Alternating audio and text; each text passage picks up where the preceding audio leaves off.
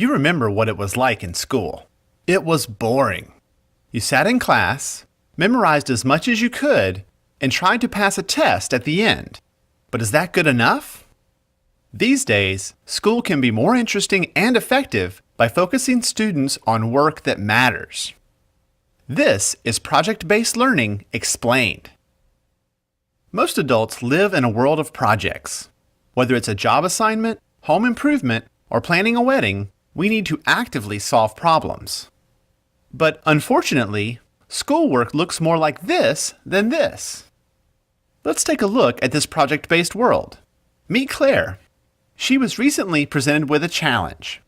Her company, Super Suds, makes soap, and it was up to her to find the most earth-friendly way to produce it in the future. Her boss gave her a budget and a few requirements, and it was up to her to come up with a solution. She organized and managed a team who researched the options and created materials summarizing the issues. Claire's team asked for feedback and presented their findings to the boss. Claire came out of the project looking like a rock star, and she learned a lot about green products. If you look closely, Claire's success involved critical thinking, collaboration, and communication, things that aren't often taught in traditional classrooms. The world needs more Claires, so how do we get them? The answer is project-based learning, or PBL. By focusing students on a project, teachers put them on a path that deepens their knowledge and builds skills they'll need in the future. Here's what I mean. Mr. Simmons has always been a good science teacher, and his students do well on Friday's tests. Unfortunately, what they learned was gone by Saturday morning. That wasn't good enough for him. Soon he learned about project-based learning and decided to give it a shot. Mr. Simmons got the idea for his first project on microorganisms when nearly half of his students were suddenly absent with the flu. He asked his students why they thought so many of their classmates got sick at the same time. That lively discussion produced a lot of good questions and a list of things the kids wanted to know.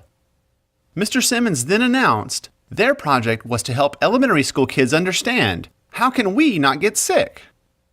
After dividing the class into teams, he got them started on the project. It was up to the students to ask questions, research, collaborate, give each other feedback, and figure out the best ways to make their points clear to children.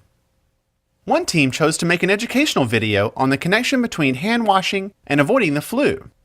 Another chose to create posters to show how viruses spread. The project teams showed off their final work to an enthusiastic audience of parents and their children at a nearby elementary school. Sitting in the front row was our good friend and local rock star Claire, who saw a bit of herself in the students. It was clear that the project was a success for the students, the audience, and Mr. Simmons. His students practiced critical thinking, collaboration, and communication.